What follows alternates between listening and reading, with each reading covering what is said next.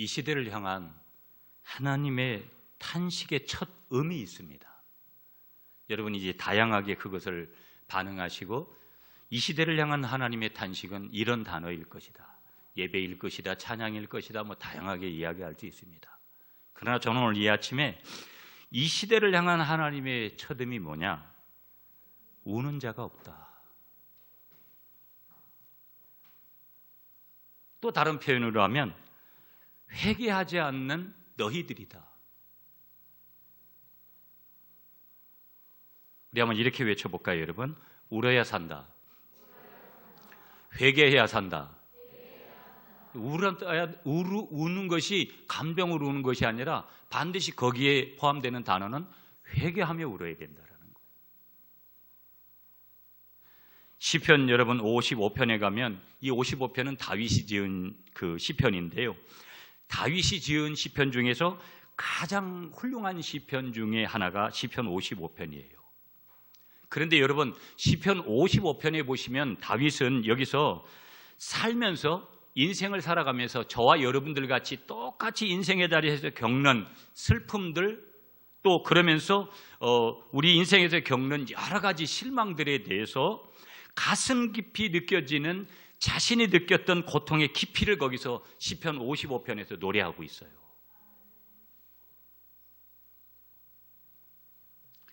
그리고 나서 이렇게 다윗이 노래를 합니다, 여러분. 제가 그대로 읽을게요, 성경을. 6절에서 나는 말하기를 만일 내게 비둘기같이 날개가 있다면 날아가서 편히 쉬리로다. 7절에서 이렇게 얘기를 해요. 내가 멀리 날아가서 광야에 머무리로다. 8절에서는요, 내가 나의 피난처로 속히 가서 이런 나에게 주어진 폭풍과 광풍을 피하리라.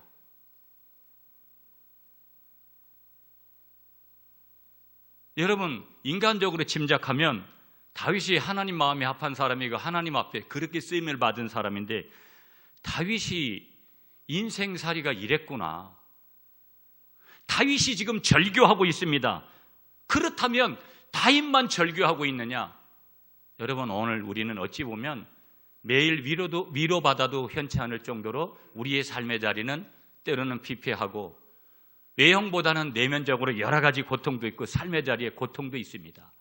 그런데 오늘 이 시편 55편을 통해서 주시는 이 다윗의 절규는 모든 인간이 이런 저런 슬픔을 당했을 때, 우리가 인생을 살아가면서 실망을 했을 때, 비극적인 그러한 일을 당했을 때 내는 다윗의 절규만이 아니라 오늘 이 시대를 살아가는 모든 사람들의 절규일 것이다. 절규.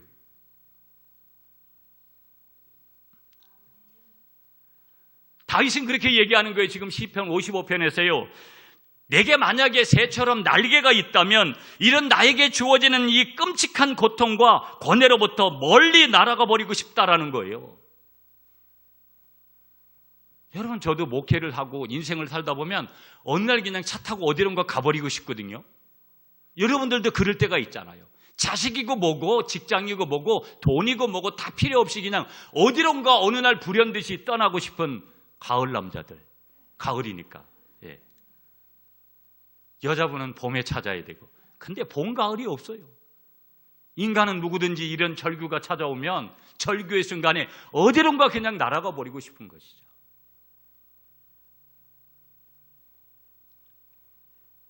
그러면서요, 이 마음속에 담겨져 있는 또 하나가 뭐냐면 그만큼 이 다윗이 느꼈던, 우리들이 느꼈던 슬픔이라는 거, 실망이라는 거, 고통이라는 것이 깊어질수록 뭐를 갈망하냐면 위로받고 싶은 그런 자리를 갈망하는데, 이런 절규를 느낄 때마다 그런 위로의 자리를 인간이 만든 자리에서는 찾기가 어렵더라는 거예요.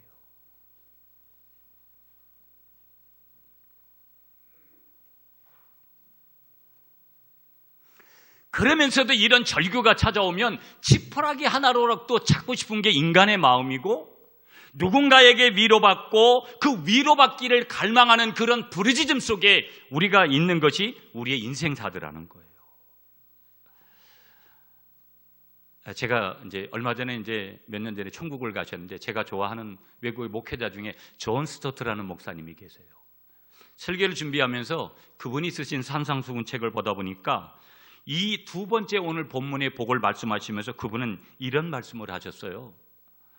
불행한 사람은 행복하나니. 이런 말을 집사님 불행해서 행복한 거야.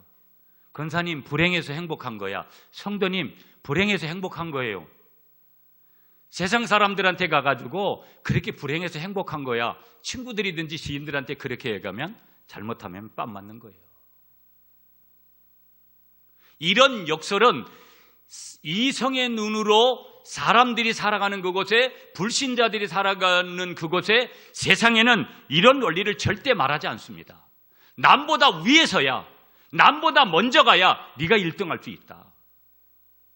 절대 거북이를 인정하지 않고 토끼만을 인정하는 것이 우리가 살아가고 있는 이 세상이에요. 그런데 존 스토트 목사님은 불행한 사람은 행복하나니. 영적인 눈을 가진 사람만 이런 말씀들을 우리가 믿음으로 수용하게 되는 줄 믿습니다. 그래서 여러분, 모든 사람들은 자유, 프리덤이라는 이 자유를 갈망해요. 돈에서 자유한 거, 건강에서 자유한 거, 여러 분야에서 자유하기를 동경하죠. 그러나 문제는 뭐예요? 모든 사람이 자유를 얻는 것은 아니더라는 거예요. 아주 극소수예요. 매주마다 로또 복권을 갖다가 추첨을 하는데 거기 여러분 몇 사람 돼요. 그러나 그 확률이라는 것은 어마무시한 거예요. 인생을 살아가는 현장에는 그렇더라는 거예요. 그래서 자유를 갈망하지만 실제 그 자유를 경험할 수 있는 그 현장들은 그렇게 많지가 않더라. 좀 전에 말씀드렸던 시편 55편의 다윗은요, 생활 속에 찾아오는 슬픔을 피할 수 있는 길이 우리가 어떻게 보면 북쪽에 있는 것도 아니고 남쪽에 있는 것도 아니고 동쪽에 있는 것도 아니고 서쪽에 있는 것도 아니다. 그런 곳에 있는 거 아니다.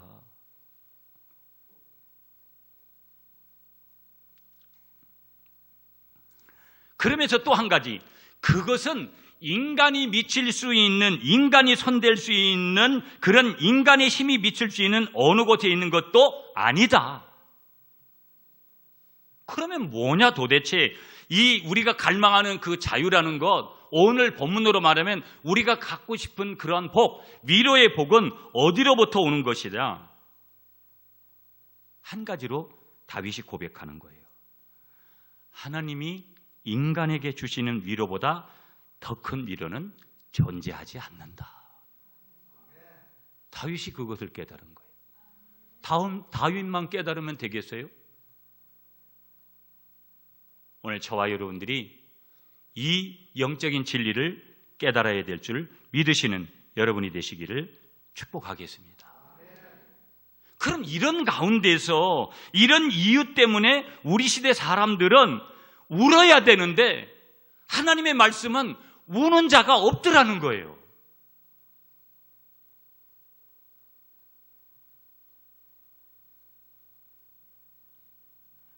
얼마 전 새벽 기도를 하면서 많이 울었어요. 감정이 복받쳐서 우는 게 아니라 하나님하고의 어떤 교감 때문에 많이 울었는데 정말 오래간만에 이렇게 눈물을 많이 흘렸어요.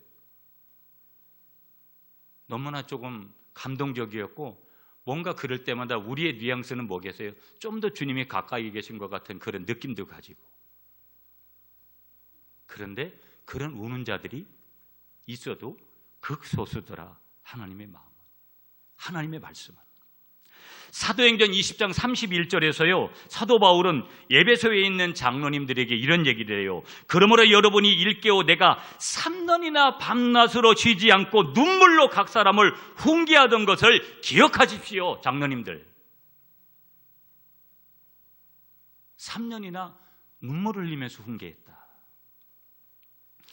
시편 기자는요, 다윗을 포함한 모든 시편 기자들은 의로움의 눈물을 흘렸다라는 것을 많이 봐요. 다윗을 대표적인 인물로 해가지고요. 신약 성경에 나오는 디모데라는 인물은요, 시리의 눈물을 흘려요. 성경에 보면은요. 예레미야는 구약의 선지자는요, 실망의 눈물을 흘리는 거예요. 하나님께서 놀라운 메시지를 더 크게 주실 줄 알았는데 나라와 민족을 바라보면서 시리에 빠진 눈물을 흘렸고요. 그래서 그를 눈물의 선지자라고 부르거든요. 그리고 사도 바울은 교회를 염려하고 성도들에게 관심이 있는 염려와 관심의 눈물을 흘렸다라는 것을 성경을 통해서 봐요. 사별의 눈물이 아니라는 거예요. 여기서 말하고 있는 눈물은 철저히 회개를 동반한 그런 눈물이다. 그렇게 말씀하고 있는 것이죠. 보면 여러분, 마가복음 9장으로 여러분을 조금 이렇게 모시고 가면, 마가복음 9장에 가면 한 아버지가 귀신 들린 아들을 예수님께로 데리고 와요. 이유가 뭐겠어요? 자기 아들 치유받게 하기 위해서 그런 거죠. 아버지의 이 두 뺨에 눈물이 절절절 흐르는데, 두 뺨에 흐르는 눈물을 흘러내리면서 예수님께서 그렇게 오게 되는데, 그때 예수님께서 말씀하세요. 뭐라고 말씀하시냐? 이렇게 말씀하시는 거예요. 할 수 있거든이 무슨 말이냐? 믿는 자에게는 능치 못할 일이 없느니라. 아멘이시죠, 여러분? 그러자 이 귀신 들린 아이의 아버지는요, 눈물을 흘리면서 다시 이렇게 주님 앞에 외쳐요. 고백하는 거죠. 내가 믿나이다. 나의 믿음 없는 것을 도와주소서. 예수님께 이렇게 고백을 하세요. 여러분 보세요. 이 아버지의 흘린 눈물은요, 아들을 위한 하나님 앞에서의 진실한 사랑의 눈물이에요.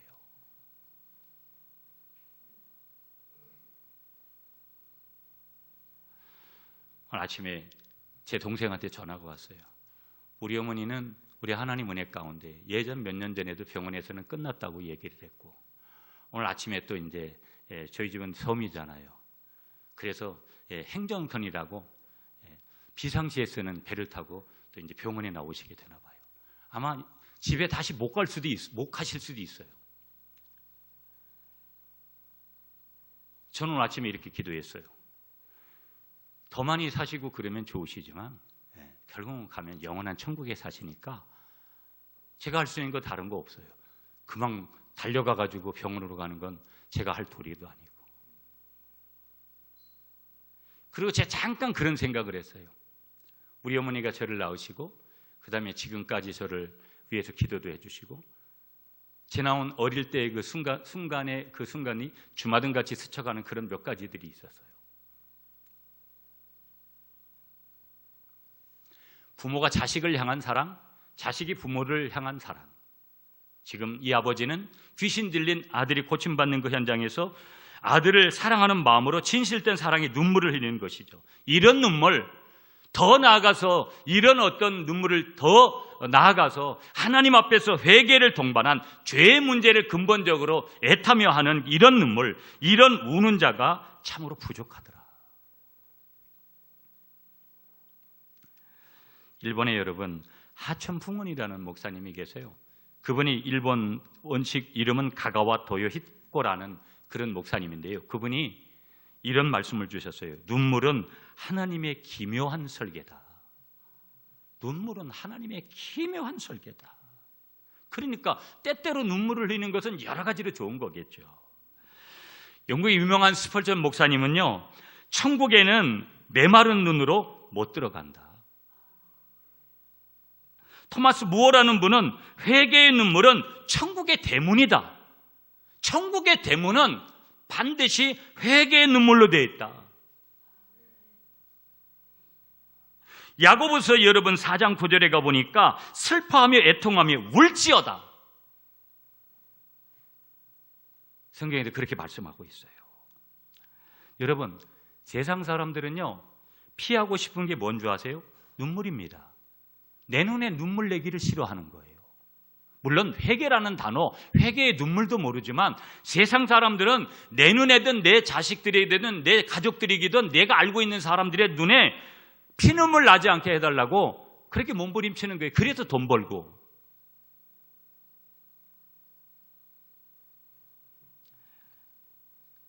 여러분, 쾌락이라는 거, 돈이라는 거, 우리에게 있는 에너지들, 각종의 그런 에너지들은 다 뭐예요? 애통하는, 오늘 말씀하고 있는 애통하는 정신에서 다 벗어나 있는 거예요. 여러분, 매스컴 매일 보시니까 실시간으로 여러분 코로나19 시대에 너무나 어렵잖아요. 그래서 사업하시다가 사업이 이제 안 되어지니까 가게를 폐업하고 세 자녀들을 둔 30대 아버지가 옥상에 올라가가지고 자살하겠다고. 근데 자살도 못 하더라고요. 얼마나 안타까운 일이에요, 여러분. 얼마나 힘들면. 여러분, 참 안타까운 사실, 오늘 아침에 실시간으로 보니까 20대 산모가 어떤 경우에서 아이를 낳게 됐는지 모르겠지만 그 아이를 중고 어떤 그 사이트에다가 20만 원에 내놨어요. 아니, 그 젊은 20대 엄마가 아기를 낳고 그것이 여러 가지 윤리적으로 잘못됐냐 잘됐냐 이런 것을 논하기 전에 얼마나 그랬으면 그런 일을 저지를까, 오늘 이 시대에. 여러분 보세요. 이 사람들이 가야 될 자리가 어디고 우리가 가야 될 자리가 어딘가. 하나님 앞에 울 때 문제는 해결될 줄 믿습니다. 하나님 그 말씀하는 게, 그 운다라는 표현이 오늘 뭐예요? 애통하는 자라는 거예요. 거기에 뭐를 더해야 돼요? 죄를 회개하는 그 애통. 아멘이시죠, 여러분? 우리가 이 말씀하고 한 가지 더 보아야 될 것은 뭐냐면, 여러분 이런 거예요. 우리 21세기 포스트 모더니즘 시대, 정보화 시대, 종교 다원주의 시대를 살아가는 성도들과 옛 믿음의 선지들, 조금은 몇십 년, 몇백 년이 지났던 옛 시대 성도들, 초대교회 성도들과의 큰 차이점 등이 여러 가지가 있는데 그 중 하나가 뭐냐면 죄의식에 관한 거예요. 여러분, 초대교회 교인들, 믿음의 선진들 우리가 보면은 옛 성도들은 죄에 대한 것에 대해서요 깊은 인식이 있었다라는 거예요. 그래서 여러분, 저도 어릴 때 그랬지만 부흥회를 한 주간 내내 하는데 따라가고, 이번 주에 끝나면 또 다음 주 부흥회를 가고, 기도원을 수시로 가고,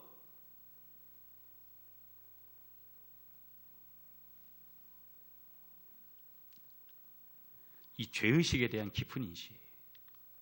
제가 요즘 어거스틴 얘기를 좀 많이 드리는데, 어거스틴은 만이교를 아주 많이 심하게 믿었잖아요. 아주 방탕하게 살았잖아요. 그가 회심하고 난 다음에 진실한 참회의 마음을 담아서 쓴 책이 참회록이라는 책이에요. 고백록이라는 책이거든요. 여러분이 한번, 예수 믿는 사람들은 이 책을 한번 꼭 읽어볼 필요가 있어요. 제가 이번에 설교를 준비하면서 약간은 조금 저도 다 읽지는 못했지만 다시 한번 제가 다시 부분적으로 한번 그런 부분들을 좀 살펴봤어요. 청교도로 유명한, 여러분, 존 버년이라는 철로역정이라는 책 아시죠? 이 존 버년은 죄로 인해서 1년 6개월이라는 집중적인 기간 동안에 양심의 고통에 시달렸어요. 조나단 에드워드 목사님은요, 자신의 죄가 얼마나 큰지 자신은 지옥의 밑바닥에 떨어져도 모자랄 사람이다. 열등감이 있어서 그런 표현한 거 아니에요.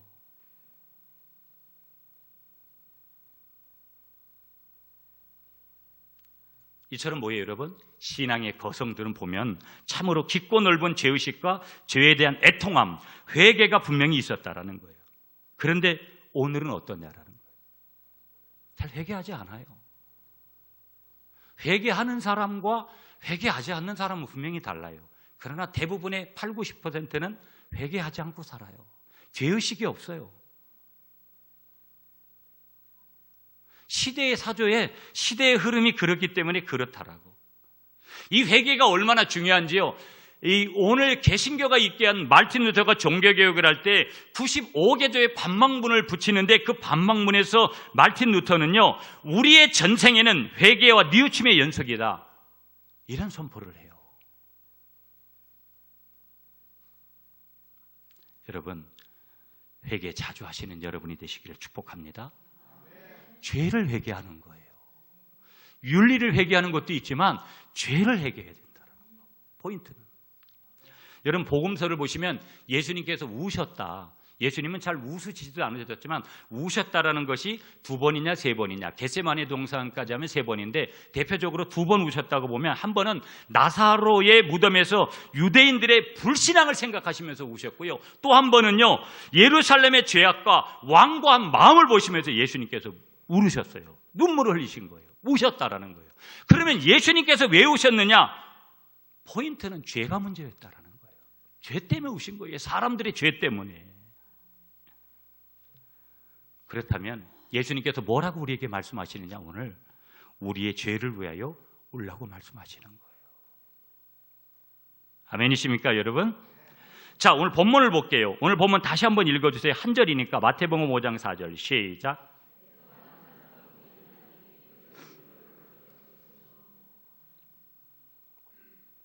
자, 그러면 오늘 포인트를 먼저 여기 애통하는 자에 잡아야 돼요.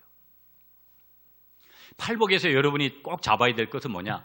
애통하는 자는 복이 있나니. 복이 있나니라는 단어는 행복하나니라는 뜻이에요. 누가 행복한 사람이냐? 애통하는 사람이 행복한 사람이라는 거예요. 그러면 그 애통한 사람이 될 때 복을 주시는데 어떤 복을 주시느냐? 오늘 위로의 복을 주신다 이 말이에요. 이런 원리를 가지고 여러분이 이해를 하시는데, 애통이라는 헬라어 단어가 펜데오라는 단어 썼어요. 이 뜻이 뭐냐면 고통으로 몸부림칠 정도로다가 철저하게 탄식하고 슬퍼하는 것을 의미하는 거예요. 한마디로 말하면은요, 이 애통하는 사람은요, 우는 자라는 거예요. 하나님 앞에 눈물 흘리는 자라는 거예요. 그러니까 어떤 때 우는 것이냐? 삶의 고충 때문에도 우는 거고요. 우리는 인간이기 때문에. 삶의 고충에 삶의 현장들이 다 다르잖아요. 어떤 분들은 오늘도 자식 문제가 있고, 어떤 분들은 돈 문제가 있고, 어떤 분들은 직장 문제가 있고, 어떤 분들은 나에게 내면의 문제가 있고, 관계의 문제가 있고, 형제간의 문제가 있고, 신앙의 문제가 있고, 다양하잖아요. 삶의 자리가. 그런 삶의 고충 때문에 하나님의 구원을 요청하는 눈물을 흘리는 것이라는 거예요. 그러면서 죄의 문제 때문에도 애통함을 가지고 우는 사람을 오늘 애통하는 사람이다.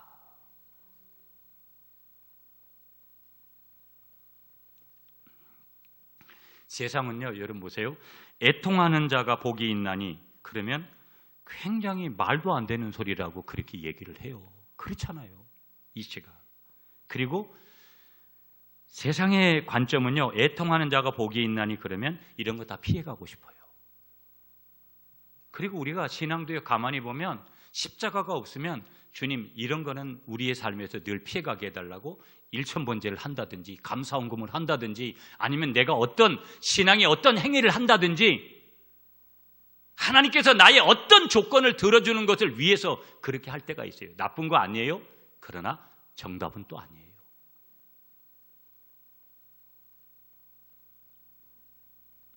성경에 나오는 애통이 세 가지거든요, 여러분. 첫째가 자연적인 애통이에요. 뭐 낙심하거나 재정적인 거, 사랑하는 사람이 잘못되어졌을 때 그렇게 느끼는 슬픔, 그게 애통이에요. 그게 자연적인 애통이거든요. 두 번째는요, 죄로 말미암는 그런 서글픈 애통을 얘기해요. 유다가 느꼈던 그런 애통이죠. 세 번째 애통은요, 은혜로 말미암아 오는 거예요. 그걸 성령이 주시는 건데요, 이런 슬픔은 경건한 슬픔이라고 얘기하는 거거든요. 그래서 본문에서 말씀하고 있는 것은 영적인 부분들을 더 훨씬 많이 가지고 있는 그런 애통을 얘기하시는 거예요, 보면은요. 자, 그런 의미들을 여러분이 조금 가지셔야 되는데, 그래서 영적인 애통은요, 보면은요, 신앙에 관계된 거예요, 철저하게. 그런데 육적인 애통은 슬픔을 당해서 내가 심성적으로, 감정적으로 어떻게 반응하는 그런 애통을 얘기하는 것이죠, 보면. 오늘 예수님의 말씀 속에서 찾아볼 수 있는, 오늘 이 산상수훈 중에 팔복의 두 번째 말씀 중에서 찾아볼 수 있는 특이점은 뭐냐?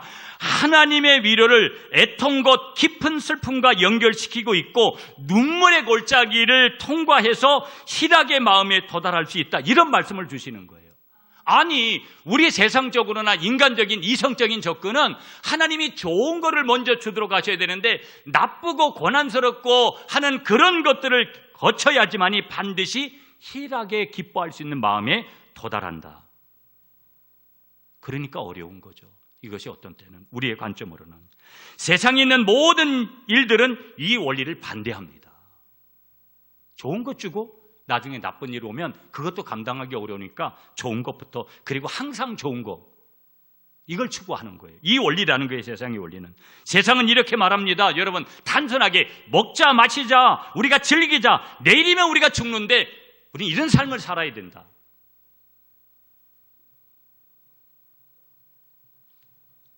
그러나 예수님은 오늘 이 팔복 두 번째 말씀을 통해서 애통하는 사람은 행복이 슬픔을 통해서 찾아온다. 한번 따라하세요. 행복이 슬픔을 통해서 찾아온다. 이건 머리로 계산이 안 되는 거예요.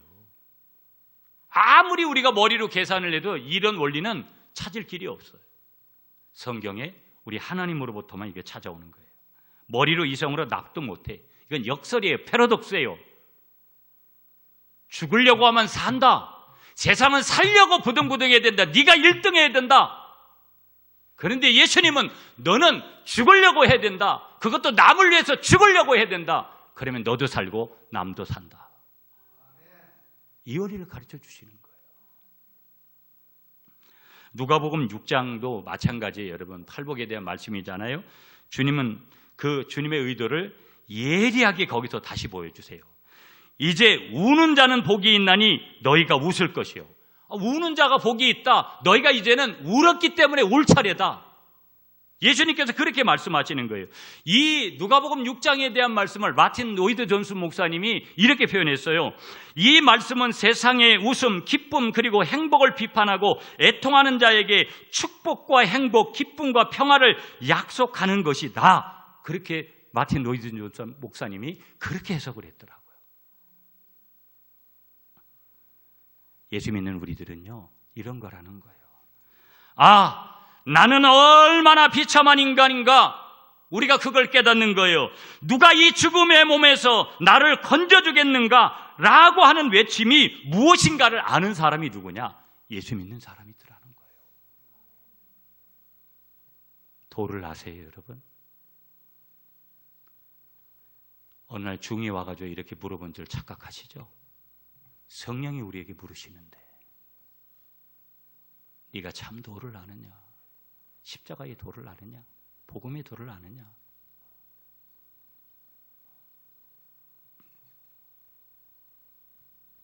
여러분, 사랑하는 성도 여러분, 다시 영적 공식으로 우리가 결론을 먼저 맺고 가면 이런 거예요. 복 있는 사람이 누굴까? 행복한 사람이 누굴까? 이 마카리오스라는 단어, 행복한, 복이 있나니, 이 단어를 제가 말씀드렸어요. 행복한 사람이 누구냐? 다 행복하고 싶잖아요. 복 받고 싶어 하잖아요. 하나님의 미를 받을 사람이 누구이냐? 여러분, 애통하는 사람인 줄 믿습니다. 우는 자인 줄 믿습니다. 하나님 앞에서. 예수님께서 말씀하시려고 한 것이 분명히 어떤 의미에서는 전체적인 공동체적인 것보다는 개인적인 거예요. 자신을 위한 애통, 자신의 영적 상대를 위한 거, 죄에 대한 애통, 그러면서 자신의 죄를 슬퍼하는 거, 이런 것으로 오늘 본문을 볼 때 하나님 앞에서 자신의 무가치함을 깨닫는 자를 하나님 자신이 위로해 주시리라는 약속이 여기에 있구나 하는 것들이 여기에서 이제 성립이 되는 거예요. 자, 다시 볼게요, 여러분. 애통하는 자는 우는 자인데, 애통하는 자가 복이 있다면 성도들은 늘 울어야 되는 걸까? 거기에 대한 답은 아니올시다, 노입니다. 데살로니가전서 5장 16절에 보시면 항상 기뻐하라. 이 항상 기뻐하라라는 뜻의 의미가 뭐냐면 언제 어느서든지, 언제 어디서든지 기뻐하라, 이런 뜻이거든요. 여러분, 우리가 하나님은 먼저 우리에게 기뻐하라고, 항상 기뻐하라고, 우리가 슬픈 일을 만나도 기뻐하라고 그렇게 말씀하신 것을 믿으시는 여러분이 되시기를 축복합니다. 그러므로 이 원리는 뭐예요? 울기도 하고 웃기도 해라. 애통도 해라, 반드시. 여러분, 영적인 원리는 우리가 하나님을 자꾸 가까이 하잖아요. 하나님을 가까이 하면 할수록 하나님의 영광을 가리는 모든 일에 대해서 더욱더 애통하게 돼 있어요. 그러니까 더 잘하고 싶은 거예요. 더 잘 믿고 싶은 거예요. 더 하나님 앞에 잘 보이고 싶은 거예요. 그러니까 상대적으로 자기는 훨씬 더 작아 보이고 하나님의 은혜 없이는 살 수 없다라는 그런 원리를 따라가게끔 돼 있다라는 거예요.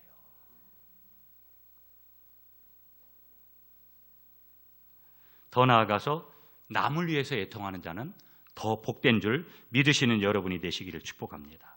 자, 그래서요, 오늘 주님은 애통하는 자가 복이 있나니 저희가 위로를 받을 것이며라고 말씀하시는데, 여기서 애통한다라는 것은 슬픈 감정의 이상이다라는 거. 그래서 오늘 애통은 심령이 가난한, 지난 주간에 보았던 심령이 가난한 사람이 되어진 심령의 가난한 결과로 터져 나오는 그런 애통일 것이다.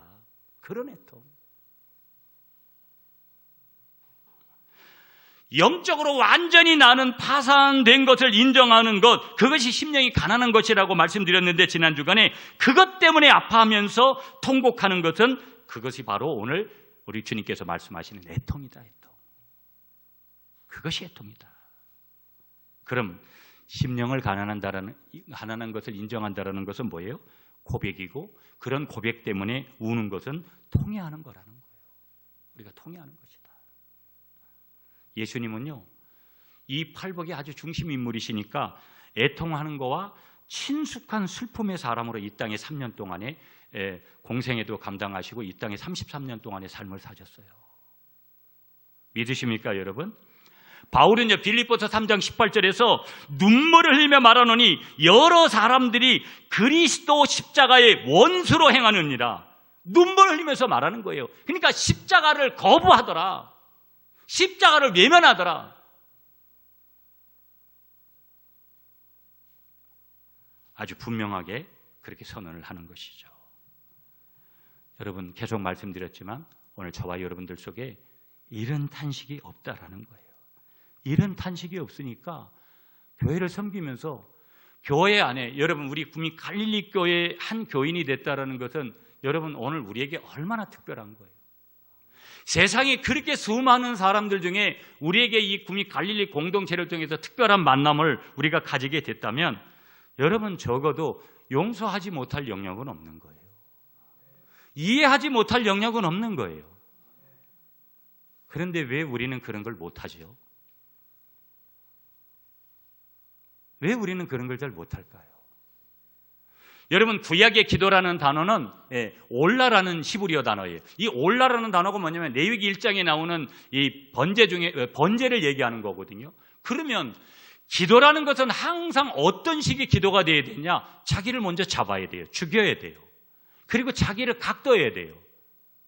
그리고 자기를 부위별로 불살라야 돼요. 그리고 전부 100%, 번제는 100% 불살라서 그 연기를 하나님 앞에 드리는 거니까 적어도 내가 기도한다?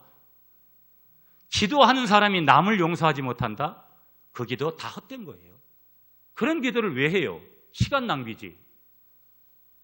여러분 속에 아직도 남을 용서하지 못하고 한 교회를 섬기든지 한 가정 안에서 여러분이 만나고 있는 지인들을 용서하지 못한다? 여러분 아직 죽지 않은 거고 여러분은 기도가 뭔지도 모르는 분들이에요. 아직도. 여러분, 한 교회를 섬겨가면서 교회뿐만 아니라 저와 여러분들이 가는 곳에 주님의 사랑으로 용서를 베푸시는, 용서를 선포하시는 여러분들이 되시기를 간절히 축복하겠습니다. 값싼 은혜에서는 안 된다라는 거. 값싼 은혜에서는 안 된다라는 거. 예수님의 구원의 목적이 뭐예요? 죄가 계속해서 우리를 건드리는 것들을 갖다가 해결하려고 하신 거 아니겠어요? 세 번째, 그렇다면 이 애통함이 언제 오느냐? 언제 애통함이 우리에게 찾아오게 되는 것이냐?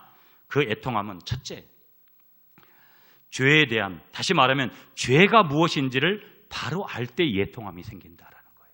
아멘이십니까? 두 번째, 이 애통함은 죄가 얼마나 심각한 결과가 우리에게 주어지느냐, 그 죄의 심각한 결과를 알게 되어질 때 내가 그 애통함이 생겨나는 줄 믿습니다. 그런데 여러분, 이 애통함이 우리에게 찾아오도록 사단은 우리에게 장애물을 놔요. 그 장애물들이 뭔 줄 아세요? 그게 장애물의 그 중심은 죄인데, 죄가 둘러싸인 건데, 첫째는 우리에게 절망을 가져와요. 너는 그렇게 해봤자 너를 하나님이 용서 못해. 네가 지은 죄를 봐라. 그걸 어떻게 용서받으려고 그러니? 절망을 줘요. 이게 애통함을 가져오는데 장애가 오는 거예요. 두 번째는요, 자만이에요. 글쎄요, 저는 그렇게 나쁜 짓을 많이 안 했는데요. 이런 자만이 우리가 애통함을 가져오는데 장애물이 되는 거고요. 세 번째는요, 추정하는 거예요. 나는 죄를 고백할 게 없는데요. 값싼 은혜가 돼가지고 나는 은혜를 받은 게 별로 없으니까 나는 뭐 별로 죄 지은 게 없어요. 추정하는 거예요, 자기 자신을. 네 번째는요, 연기하는 거예요. 요즘은요, 목사님 내가 너무 바빠가지고 요거 좀 끝난 다음에 내가 뭐 좀 이렇게 할게요. 다섯 번째는요, 경박한 거예요. 내 삶에 어떻게 그런 걸 다루겠어요? 이게 애통함을 가져오는 장애물들이라는 거예요. 그러면 이런 장애물들을 제거하고 나면은요, 애통하는 그런 사람이 오직 설 수 있는 자리, 애통하게 되어지는 방법은 딱 한 가지밖에 없어요. 십자가를 바라보는 것인 줄 믿습니다. 아멘이시죠? 자, 그러면 이제 마지막 결론 맺을게요, 여러분. 그러면 이 결론, 오늘 애통하는 사람은 행복한 사람이다, 복이 있는 사람이다. 그런데 그 복의 근거가 뭐냐? 하나님의 위로라는 거예요. 위로가 응답인데, 애통하는 사람에 대한 하나님의 응답인데, 하나님은 이런 애통하는 사람에게 복을 주시는데 어떤 복을 주신다라는 거예요? 위로를 주신다라는 거예요. 아멘이시죠, 여러분? 여러분, 이 영어의 위로라는 단어는 컴포트라는 단어를 썼거든요. 컴포트. 이 컴포트라는 단어는요, 라틴어에서 온 거예요. 라틴어에서 온 단어인데 힘을 준다라는 뜻이에요. 그러니까 애통하는 사람에게 하나님이 복을 주시는데, 울는 사람에게, 눈물을 흘리는 사람에게, 죄를 자백하면서 회개하는 사람에게 하나님이 컴포트를 주시는데 힘을 주시더라는 거예요. 하늘의 힘을 주시더라는 거예요. 오늘 이 헬라어로서의 원어의 위로라는 단어는요, 하나님 곁으로 부른다라는 거예요. 하나님 곁으로 뭐 하려고 부르시겠어요? 위로하고 격려하고 복 주려고 하나님 곁으로 우리를 부른다라는 거예요. 그러면 하나님이 왜 나를 안 부르셨지? 애통을 안 하는데 하나님이 부르시겠어요? 많이 우시는 여러분이 되시기를 축복합니다. 감정 가지고 한탄스러워 가지고 하는 눈물은 아니라 그랬어요, 여러분. 자, 결론을 이렇게 맺을게요, 여러분. 누가 위로하는가? 우리 주님께서 위로하신다라는 거. 그분은 성령님인데요, 나는 무거운 짐진 자예요.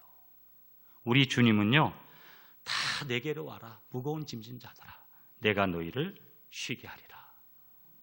이사야 61장 1절 2절에 보면 모든 애통하는 사람이 위로를 받는다고 했어요. 나는 안 되겠지요, 목사님. 나는 안 되겠지요, 주님. No! 아니라는 거예요. 모든 사람들이 다 위로를 받을 수 있는 거예요. 여러분, 오늘 여러분을 다시 한번 축복합니다. 애통하는 사람이 되어져서, 애통하는 분들이 되어져서 오늘 하나님께서 힘을 주시고 하나님 곁으로 부르시는 여러분이 되시기를 축복하겠습니다.